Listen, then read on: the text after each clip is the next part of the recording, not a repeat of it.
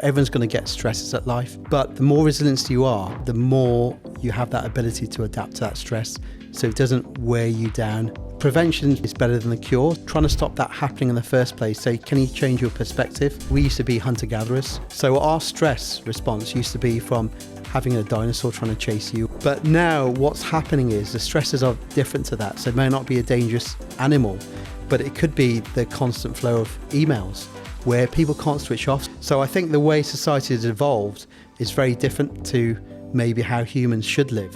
But I think to have a fulfilling life, you need a meaningful purpose. And that's where it's important for the models. You know, if they've got a purpose while they're doing it, they've got a reason, they've got a passion, that will give them that drive and determination. That will give them, hopefully, that fulfillment in life.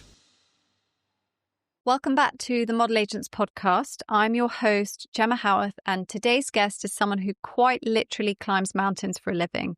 Dr. Raj Joshi is an elite expedition leader, medical doctor, and founder of the Adventure Boutique. He's taken celebrities like David Beckham through the Amazon and guided teams to the top of Everest. Raj isn't just about physical challenges. He's all about transformation, pushing limits, and unlocking human potential. You're in for an epic ride. Let's get into it. All right. So tell us about you. Where did it all begin? So, Gemma, it began ever since I was a baby, really, since I was in nappies. I had an interesting upbringing because my parents were very adventurous. So what we used to do were travel around the UK as well. We were lucky to go abroad. And around the UK, we went to some fabulous places like North Wales, Scotland, exploring the mountains, the hills, the forests. So I had a very outdoorsy upbringing. We would be camping a lot, and I developed a natural affinity for the outdoors from a very early age. And as I grew older, I felt that I had probably a stronger connection with nature and the outdoors than I do with the city environment. And over time, I then got into climbing and met a great group of friends, a group of climbers who were older than myself, more experienced. And we started going abroad, climbing big mountains. And from that, I developed, you could say, a dual career because I'm a medical doctor. And soon after I qualified as a doctor, I also started working professionally in the outdoor industry, guiding and leading expeditions around the world. So I'm an expedition leader and take people on adventure challenges to different countries, in fact, to every continent around the world in various more unusual and some would say more extreme environments like deserts, jungle, polar or mountain regions. So that's a bit about my background. Amazing. So you've been up Mount Everest. How was that experience? Incredible expedition. I was fortunate to go on an expedition in 2007, and we were an 8-person team. Spent about 2 months trying to climb the mountain, and physically, psychologically, very demanding, very challenging. But it was a great experience. We were very lucky with I had a fantastic team around me, and weather-wise as well. It had its moments, but overall we had good weather on summit night, and that was a magical experience because I grew up a bit with a history of Mount Everest. Mm. As you're probably aware, it was summited by a British expedition in 1953, so it has a strong connection with the UK. Although the actual summiteers were Tenzing Norgay Sherpa and Edmund Hillary. So it was actually a Sherpa from Nepal and a New Zealander who summited as part of the British expedition. And then when we did the expedition, there were some interesting challenges because actually trying to climb the mountain can be quite dangerous. So you get a lot of deaths, unfortunately, every year. Yeah. It can be in double figures. And while we were there were unfortunately people who died. And we also got involved with 2 rescues, wow. Which hopefully, we on the way down after summiting, we had to rescue 2 people.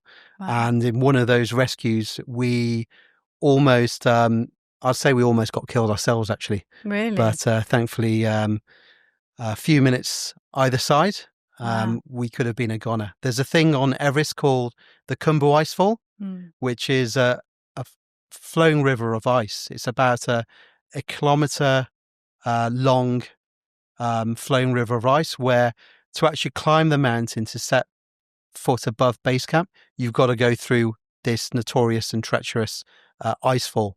And it constantly shifts and changes because it is moving all the time. And so no matter how skillful, experienced you are, you could be in the wrong place at the wrong time and your number could be up, because you could get squashed by a big ice rack the size of a 3-story house. Wow. Or you could be walking on a very weak snow bridge, not understanding that the snow underneath your feet, below that is just a huge chasm, and the snow bridge could break and you could fall in. And then you also got avalanche risk as well from the west shoulder of Everest. So when we had to do one of the rescues, we had to take the injured party who had bad frostbite through the Khumbu Icefall down to base camp to then try to get a helicopter to evacuate them back to Kathmandu. And you don't want to be messing around in this Khumbu Icefall, because as deadly as it is, you want to reduce your transit time. So with a casualty we had, that actually increased our transit time and probably doubled it, which increased our risk. And that's where we nearly got caught out by what's called an icefall collapse, where around us everything was collapsing. And a few minutes after that dangerous area we passed through, the whole thing went. So if we were there at that time when it went, we would have been a goner, but thankfully we survived that. And was that the infamous Red Nose Day?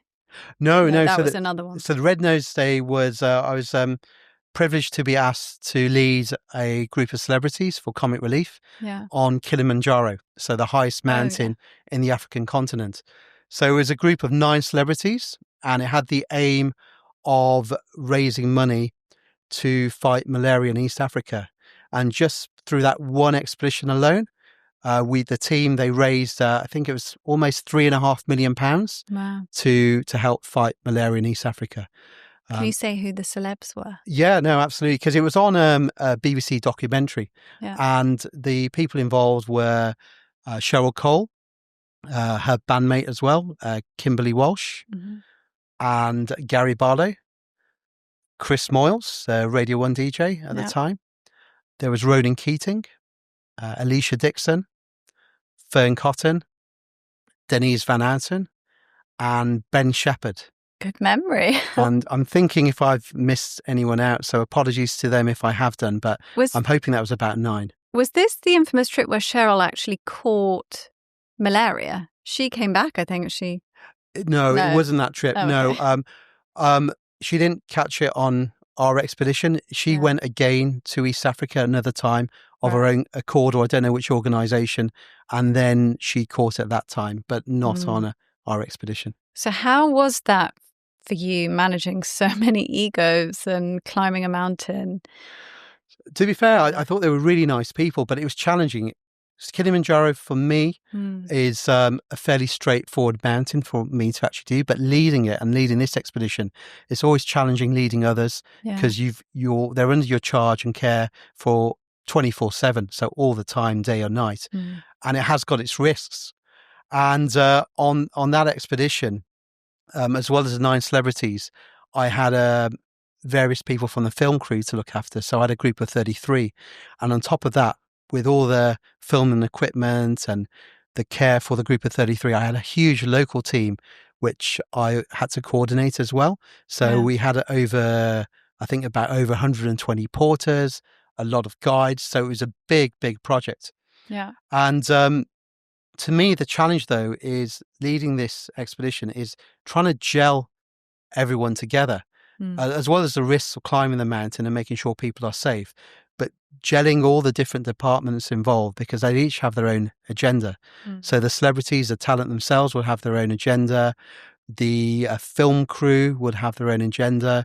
The sound team would have their own agenda. The producers will have their own agenda. The directors, the numerous bodyguards we had on the mountain. So it was trying to make sure that as a team we gel together, because actually that was really important, is developing that teamwork so they actually succeeded on the mountain. And I'm pleased to say, as well as the 9 celebrities, all of them summiting, all the film crew did as well. So all 33 of the expedition team members made it to the summit of Kilimanjaro and back down safely, which is most important. Going back to working as a team, why would you say it was so important to make sure everyone was working together?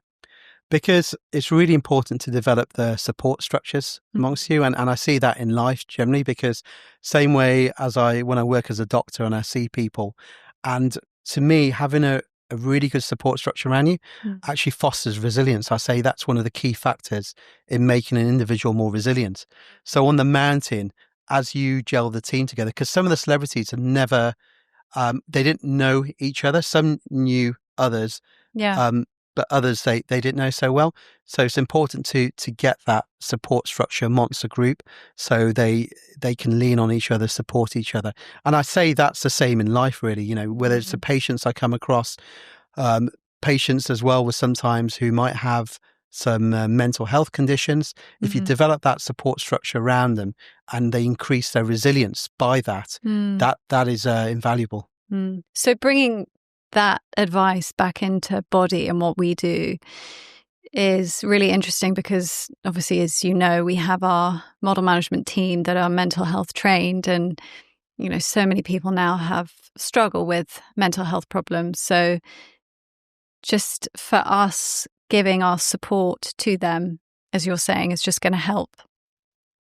Definitely. I think the support from yourselves, from their colleagues they work with is really important. I remember one thing I had to do on the mountain on Kilimanjaro on the Comic Relief expedition is try to give a lot of people self-belief and confidence, and that was also key. But on top of that as well is also, I think with the resilience piece, is also giving them that stiff upper lip, if you can, to a degree, because people will go through challenges and you can't let that defeat them. So I think giving that confidence and self-belief that they can do things, can achieve things, helps with that support structure and being there for them.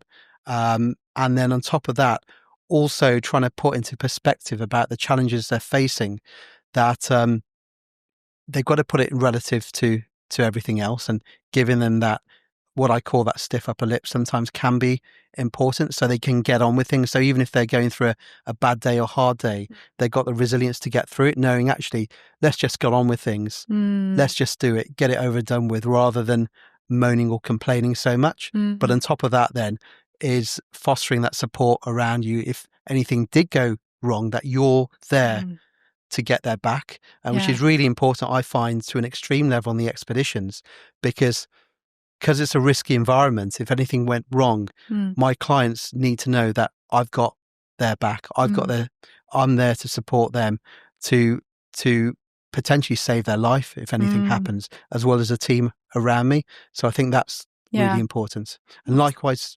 when I climb with friends, when I'm climbing with my friends, we know that we've actually got each other's life in our hands. Amazing. So we develop that real trust and that real bond, that relationship, which actually lasts lifelong. So if you can develop that amongst your team, amongst the models, that support structure is really strong. So what advice would you maybe give to one of our models, so he or she, who is going through problems, some mental health issues, and they've been booked on a job, and it's, let's say, the depths of winter, and they have to be outside in their underwear. Okay, it's completely different to, life or death, but it's going to be a really tough day, and maybe the support isn't there from who they're working with, and they just feel alone. They don't think they can go through with it. What advice would you give? So, firstly, I'd say that they should seek professional help if they're going through mental health issues, because sometimes people also think they might have mental health issues, but they never actually seen a doctor, for instance, to get the professional advice in case there's something which can be done which will help them. So that's important. And then on top of that is also, if they're in that situation where you describe where they felt they got no support, they got mental health issues. What you don't want to do is also, or for them to do, is cause more harm and damage them further. Because again, same with the expedition side, I get people with mental health conditions who want to do an expedition. And for some expeditions, I actually say no to individuals. So rather than just take their money, their business, their safety is paramount. And I know how tough these things can be, just like some of these jobs where, like you mentioned, if it's a cold day, they're out in their underwear and they're suffering something mentally, and they don't have that support network around. You don't want them to be damaged. So likewise, for my clients under my care on an expedition, I don't want them to come along where I actually cause more harm, cause more damage to them. So they might have the point where it's no. But on top of that, though, what's really important is how they can develop for future, where they can become a stronger individual. So as well as seeking professional help, they can form and develop the resilience in so many ways. And one way, I'm a big advocate of taking challenge, because can't say the exact reasons why in this society, why the mental health conditions might be on the rise. I mean, I think from 2006, and I might be mistaken, I think the mental health conditions have doubled since 2006, and the amount of medication people are taking, I think, has also risen exponentially. I've got my thoughts about various factors, and one of the factors that I believe is that we're lacking challenge in some elements of society at the moment, and resilience. If you do some sort of challenge, and it doesn't have to be climbing Everest, it could be your own Everest, some sort of challenge, that can actually cross-transfer what you gain in that confidence, the self-belief, that resilience you gain there can actually cross-transfer to other areas. And that could even be in your work. And I've seen that from clients feeding back about how they've improved at work. They get less stress. They get some sort of positive transformation from the expeditions they've done. And they can bring that back into their daily lives. So not saying that your models need to do an expedition. They're more than welcome to, because that can build so much resilience, and they can gain a lot of skills which they can bring back to their workplace. But some sort of challenge can really help. So I think if they think about what they can do for future, if they're in a place where they know they're going to have work challenges, what they can do maybe even outside of work to take on a challenge and start increasing the resilience bit by bit. That's great advice. I do agree. I think post-COVID, a lot of people tend to say no to things, and you have to often push yourself out of your comfort zone and just say yes, which sometimes feels uncomfortable. But then when you do say yes and push yourself, you do have that real sense of achievement. I mean, we touched on this earlier before we actually started the podcast, and I suffer from this myself, as you know. Stress. I mean, everyone goes through stress. What advice would you give with your experience and your knowledge for, anyone in any job, and even models in stressful situations? What is some top tips that you can give to me, to other people, to just not be so stressed? I'll give you in a moment maybe an example of, let's say, if there's a difficult situation, a challenging situation on an expedition, techniques which have actually worked, very simple techniques actually, and very common sense. But before I go into that, it actually goes back to the resilience again.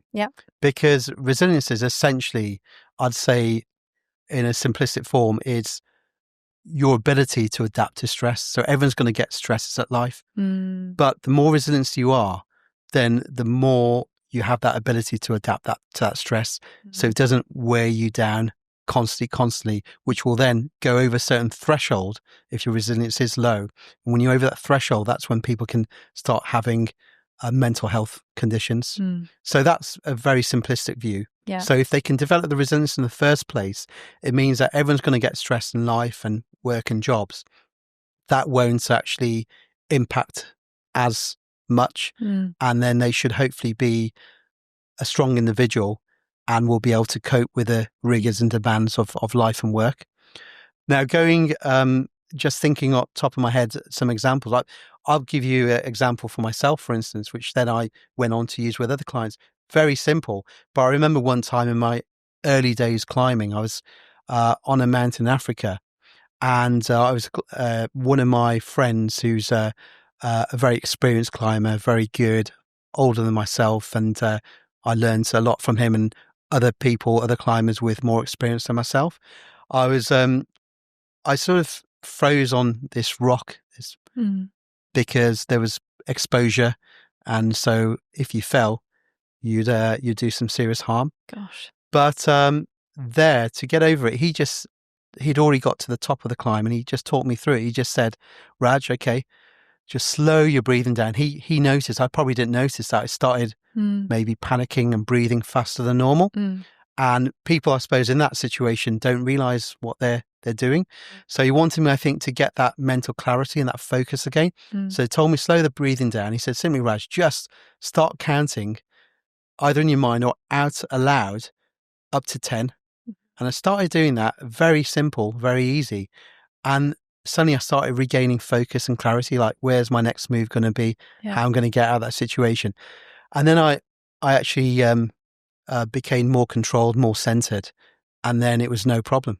I achieved what I wanted to do. Yeah. And I'm thinking I've used that as well as, I suppose, other techniques, but I've used that quite a lot with clients. I mean, I'm thinking one recently, we were in quite a wild place, Sierra Leone, in the jungles there.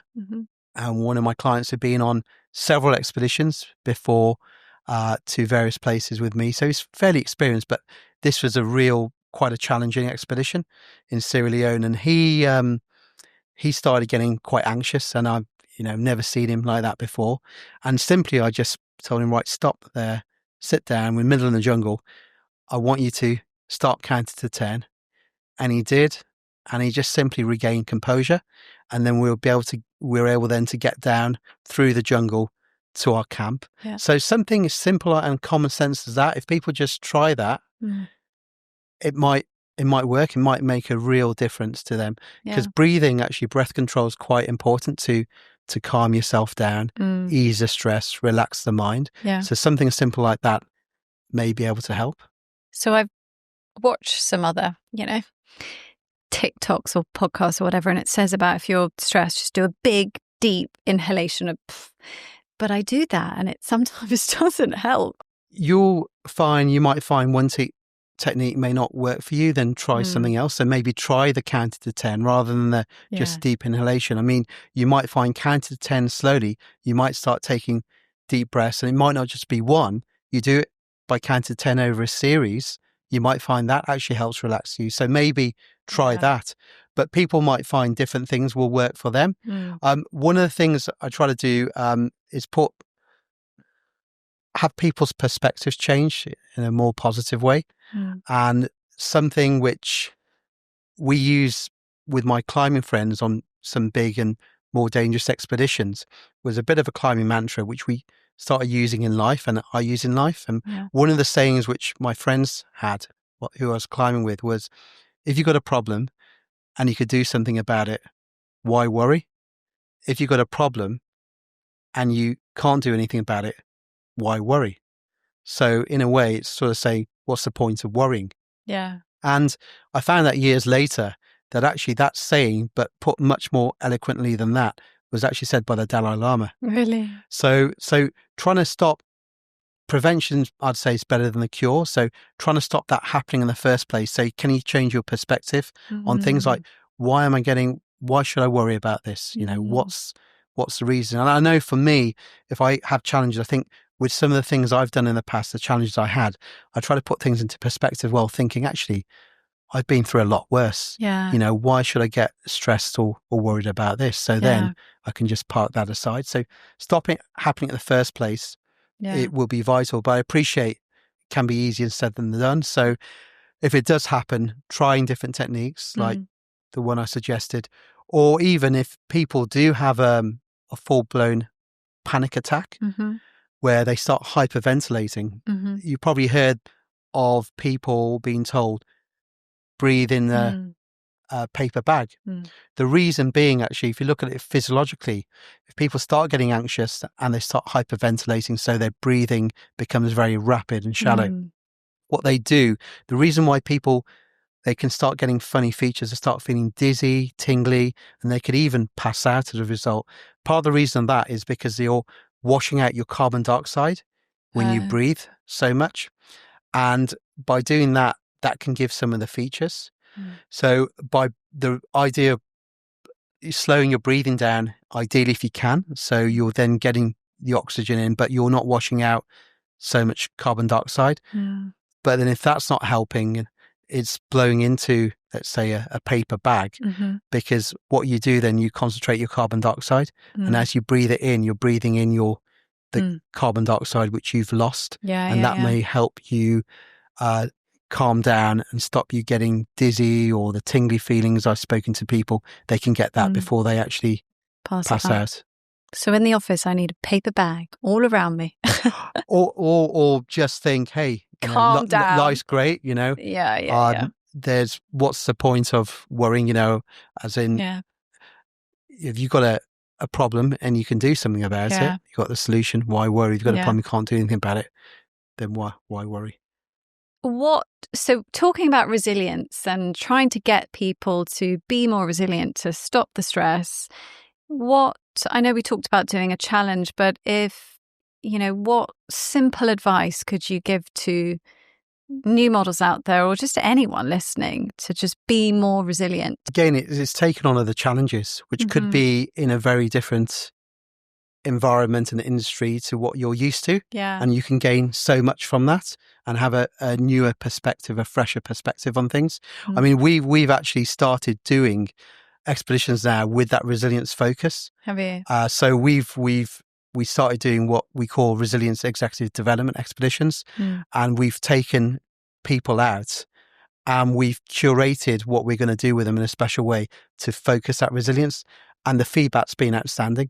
But that's been run by us. But you can think of your own challenge, what you can do, where, like you mentioned earlier, actually, something where you'll be out your comfort zone, something which might make you uncomfortable. And then I think if you overcome that, you can gain so much. Where actually then in your normal work environment, if you have a challenging day or come across some obstacle, it won't be so insurmountable, because you think, actually, I did this earlier.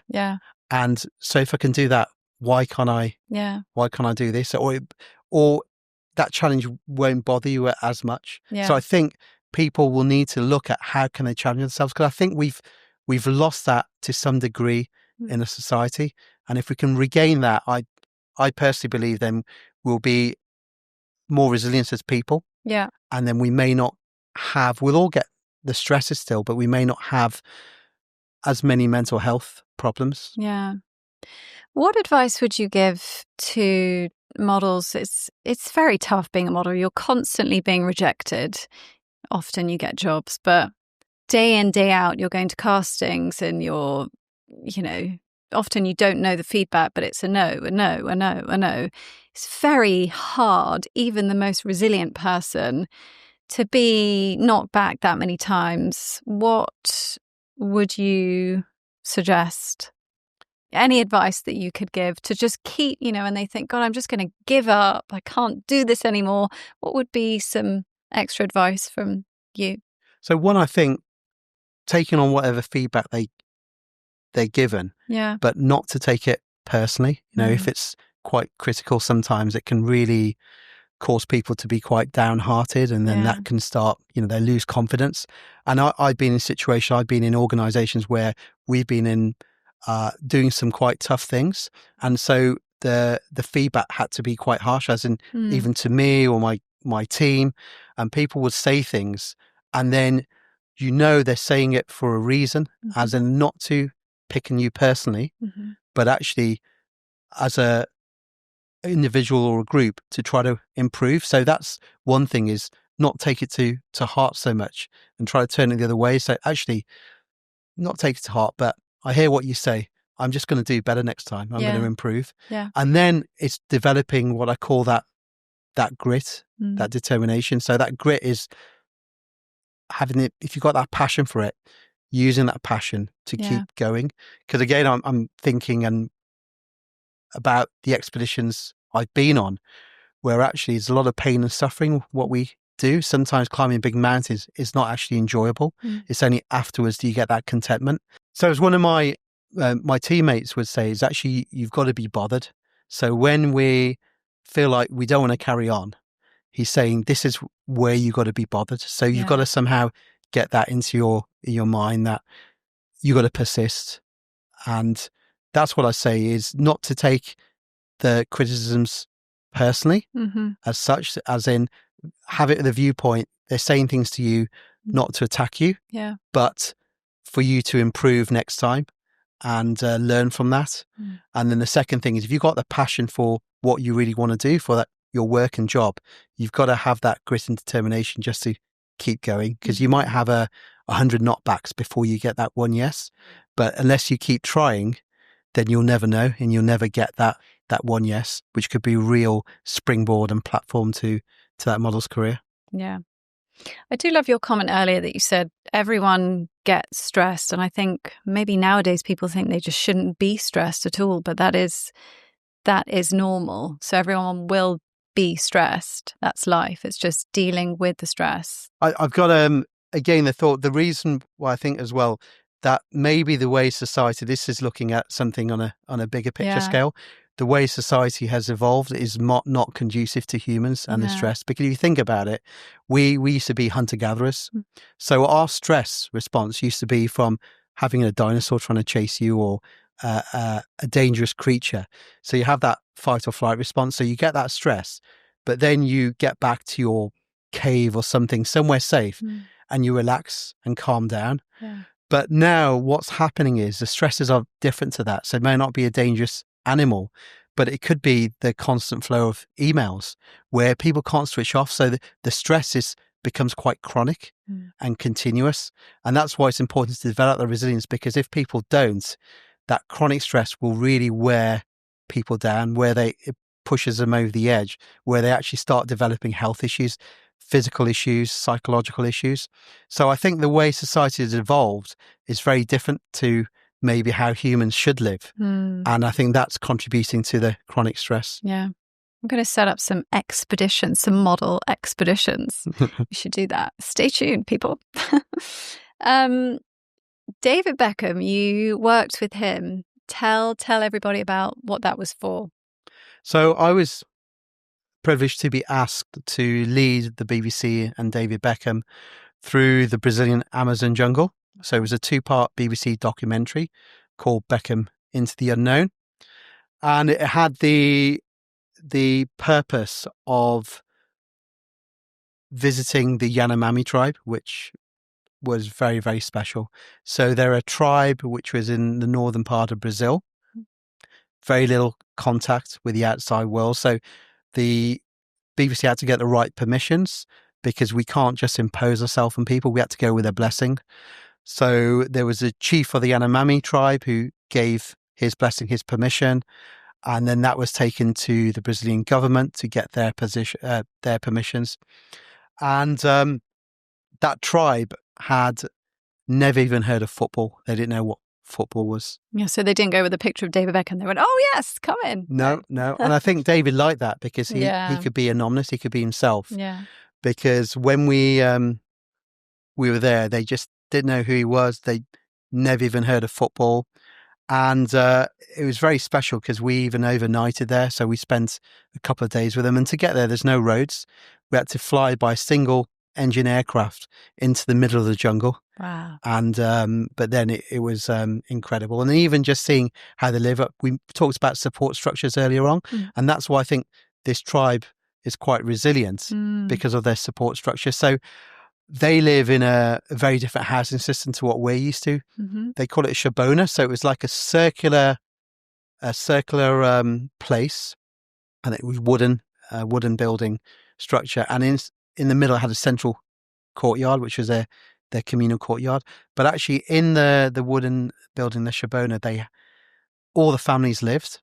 They had no physical barriers, no walls between them, but they each had their own space, and that's how they lived. So it was an amazing community, and you could see then how they get their strength because they got an amazing supportive structure between one another. But that was quite a wild expedition. Beautiful country, beautiful place, going through the Brazilian Amazon jungle, not without its dangers. And again, very challenging expedition for me to lead because I had so many departments to actually gel on the expedition, whether it was the talent themselves or it was the BBC, the producers, directors, film crew. So it was for me, that was the challenge, a very fascinating and interesting expedition to lead. I bet he was strong. What was he? He made it. He made it to Yanomami, which was great. And he, I know the title I mentioned earlier, Beckham into the Unknown. To me, I think it was also a play on words because people might not appreciate. I don't think he realised or appreciated he was going to go into the jungle. Really? I think the information wasn't, for whatever reason, wasn't fed to him. And so he thought, I think he was going to go on a nice motorbike trip around the cities of Brazil. They tricked him. So it was a surprise for him, but he managed it and survived. And the main thing, we all came out safely, and I'm hoping they got a lot from that journey. Because to me, that's really important about the expedition. It's not really just the end objective; it's that whole journey, that whole process, and that's what I try to instill into the clients I take on these expeditions: is enjoy each moment, enjoy each day, because if we don't make it to the summit, it doesn't matter as long as you get something from that journey and then return safely. Because to me, the expedition can be like a microcosm of life, because life is a journey, really. But I think to have a fulfilling life, you need a meaningful purpose, and that's where it's important for the models. If they've got a purpose while they're doing it, they've got a reason, they've got a passion, that will give them that drive and determination. That will give them hopefully that fulfillment in life. Yeah. How would you create that purpose if you just feel completely lost and you feel that you don't have a purpose? What would your advice be? They may have to then take a little time out to find that purpose, because that purpose will be to that individual. Again, that support structure can be important.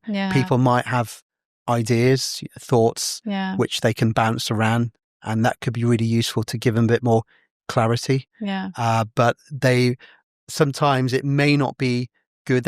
It's good to try things, but if they find they don't have that purpose or passion, then they may be doing things for the wrong reason. So they might need to change direction or even take a step back and then think what they can do. Again, similarly, if we're on a climb and we're coming up to some challenge on a route where we haven't got that passion for that route because there could be some serious dangers, it could be fatal, or we're not going to gain much from it, we might down climb, take a step back and change direction and go up another route. Yeah. You keep mentioning support, and that is something that is so passionate for me, and that we do so much at Body, and we really support our models through tough times. Model management, I mean, Mark as well.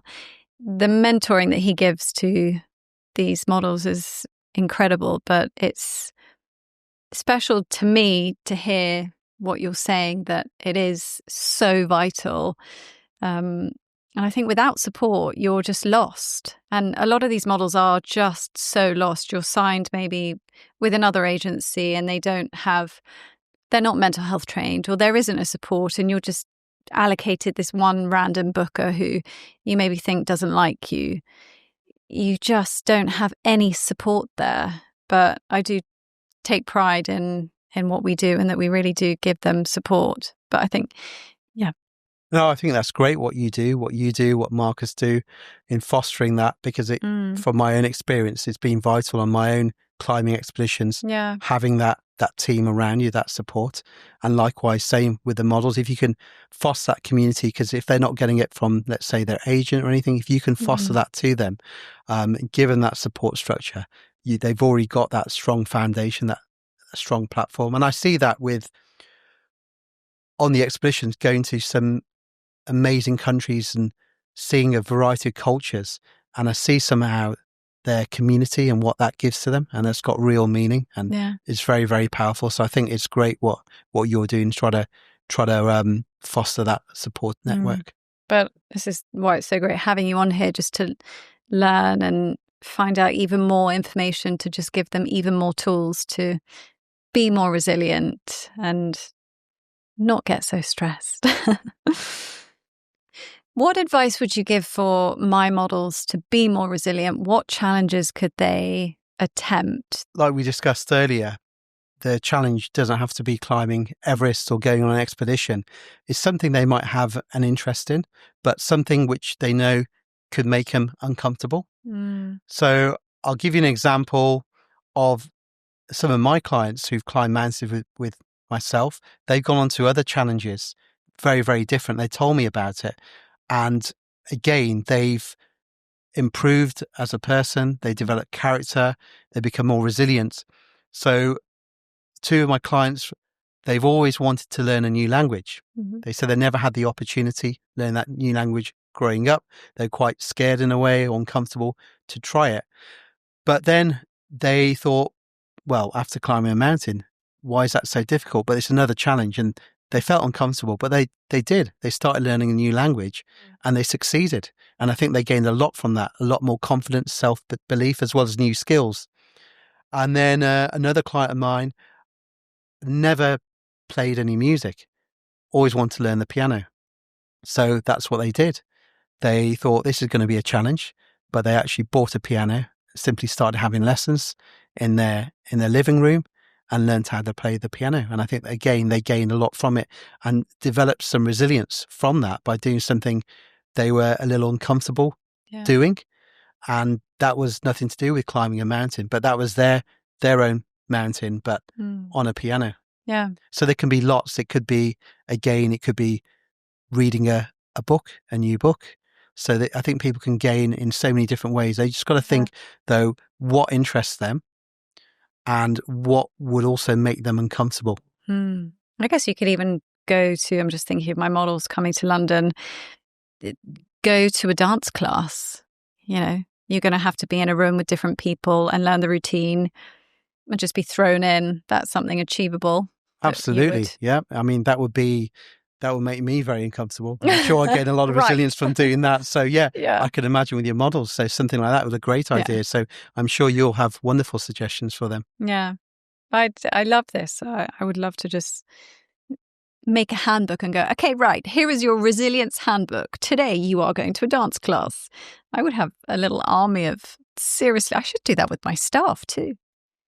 As well as the mental side, what physical, maybe diet as well as mind, can people do to prepare for the mental demands in modelling?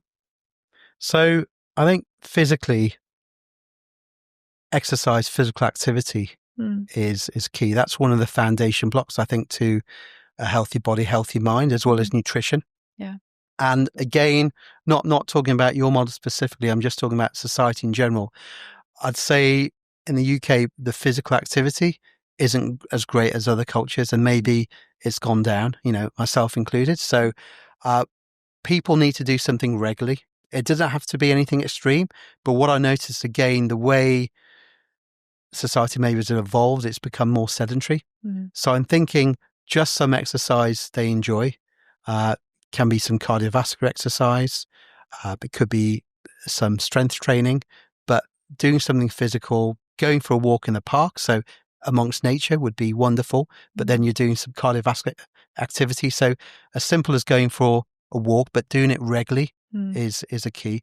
So that's important physically. The other thing I'd say important physically is good sleep. It's amazing how many people don't sleep so well. And that's so important for your physical health, letting your body regenerate, recover, but also the mind as well. And that will help ease stress if people sleep well. So getting into some routine, to me, common sense things, whether it's setting a pattern where you're getting, I'd say it 6 to 8 hours, at least sort of sleeping. So 6 to 8 hours will be a good figure to aim for. Going to bed maybe again, what I try to do is between 10 and 11 o'clock for myself. So not too early, not too late. And I sleep well without having disturbance at night time. Yeah. I could wake up in the morning feeling fresh. So if you're waking up, you're not feeling fresh, you're feeling tired, lethargic, something's probably not right with your sleep. So look at what you're doing. Other things as well is the way technology is developed, and maybe we're using it too much. Late at night, not going onto the computer too much or your phone, and that can affect sleep as well. So maybe having a wind down period before going to bed. So just simple things like that can make a difference. And then nutrition wise is important. Healthy eating. For me, I don't follow any particular diet. I think everything in moderation, just for myself, with the physical activity. But there are things there, there's good foods and bad foods. And it's amazing now with medicine how we're finding out much more about our bodies through the DNA testing. So there's things which we do where we can actually look to see what diet can suit people a bit better, the way people's genetics are made, because there's advice about food groups and what can be healthy, but actually in some people, they find it quite difficult to utilize nutrients from that particular food. So there's ways now which are more advanced, but people can find more information about their bodies. But to me, it's whatever works for them, whatever gives them that energy. They'll know what their body feels like after they have some food. If it feels yuck, then maybe that's not the best thing for them. It gives them problems. Yeah. So sometimes it's not rocket science. It's probably listening to your instincts, your own body could be one of the best ways of actually deciding. But nutrition is important.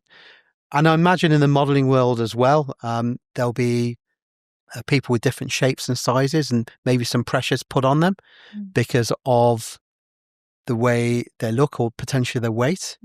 And it's important to be a healthy weight. And what I mean by that is not be underweight or not be too overweight, because that can have physical health implications for that model, and maybe sometimes psychological as well. So for example, you've probably heard of the body mass index or BMI, which is a rough marker which people can use in the medical world to assess whether someone's a healthy weight or not. And if people are put under pressure, let's say if models are put under pressure, they need to lose weight, then looking at their BMI is a good marker, because actually if their BMI is low, then it's probably unhealthy for them to actually lose more weight. And rough markers for BMI, they have a range from, let's say, 18.5 to 24.9. So anything under 25 and above 8.5 is considered like a healthy range. When they go below 18.5 is considered unhealthy. Likewise, anything above sort of 25 may not be so healthy. So those are just figures we just use on the medical side. But looking at things like that, so if someone's saying to a model, no, actually you should lose weight, it may not be in their best interest. It may be in their best interest, but they should also just look medically, is that right for me? I have a lot of models who are international from so many countries around the world. They might not know what BMI is or how to calculate that. How would they calculate that? So it's your weight in kilograms over divided by your height in meters squared. Yeah. And you can go onto the internet, it's open source, and they have a BMI calculator. Okay. So they can put in their weight and their height. And if they don't know their weight in kilograms, they've got conversion units. So BMI calculators can look at whether it's stones and pounds instead of kilograms, or for the height, it's feet and inches. It can calculate. So it's very easy to do. It takes a few seconds, and it show them then, are they in what's considered medically a healthy BMI, body mass index. I think that's great advice. We get so many models that come from nearby countries who maybe are told to lose weight, and they come here and, I don't want you to lose any weight. You need to be healthy. So I think that's great advice. If someone has maybe ever told you that, do the calculation. And if you're underweight anyway, for goodness sake, think twice. Yeah. It's just so interesting, this, just to try and give my models so many more tools to be more resilient, because what they are up against in a normal day life is really not normal. You're just constantly put in these really uncomfortable situations and sometimes told to do things that you don't feel comfortable to do, told sometimes to lose weight, or you're just rejected. So it's really interesting, just trying to give them so many more tools to fight through that and not let it affect them mentally. Definitely. I mean, it sounds amazing work what they do, but challenging work. So that's what probably out of a lot of professions, that's even more important for them to develop that resilience to stop those stresses, which they're going to get anyway, from becoming so much that actually they start suffering physically and psychologically from health problems. So I just want to ask you for some top tips for models nutrition-wise. So sometimes the clients don't provide food. We might not be told that they should. What advice would you give them to take with them on a long day ahead? What would be the best food sources that they could take to really thrive? So firstly, I'd say you may have heard the saying little and often. So maybe frequent snacks throughout the day, because as well, having a big meal can actually make people feel sluggish and tired afterwards. But if they have frequent snacks, it can give them more of a steady state energy level. So you don't get these spikes where they dip their energy levels and then they have a big meal and it suddenly goes up, then they feel sluggish again. So more of an even keel. So again, they all know what's best for their body, whatever works, what makes them feel good and energetic. So listening to your body is important.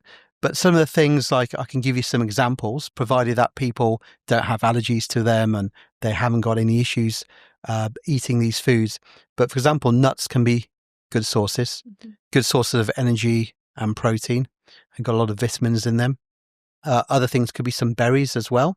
So nuts and berries. So sometimes I'm thinking as well, thinking on the expeditions, it's a similar thing. You want a steady state energy level. Yeah. And I'd carry, let's say, a bag of nuts, which I can just have a few each time. And that can give good energy. And then later on, I'll snack on another few. Again, berries can be good if you get the fresh fruit, which sometimes we can't get on expeditions, but they shouldn't have a problem bringing that into onto their shoots. So whatever they find gives them that energy and gives them good steady state energy without the spike. So everyone's a individual. And I think I mentioned earlier on about we do things like the DNA testing to actually look at what foods can suit models, and we're finding out more and more.